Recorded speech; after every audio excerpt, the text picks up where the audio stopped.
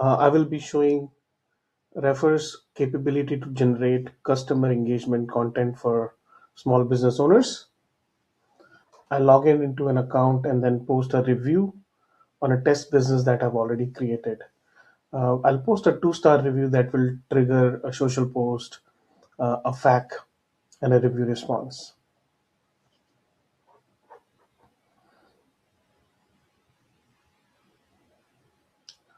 After submitting review, we'll log in from a business owner's account to see the draft created so the business owner can approve.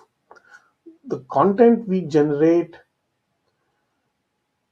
is based on business context. It's not just a call to an LLM and generate a content based on review. The platform checks the history of the business, the context, the previous reply, the previous response, and then generate content.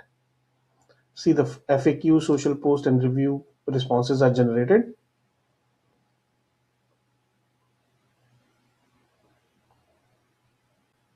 Business owner can approve, schedule, and post right from the platform. Now we'll verify if the facts and response and the social post been posted or not. So the fact generated do you take reservation is already posted.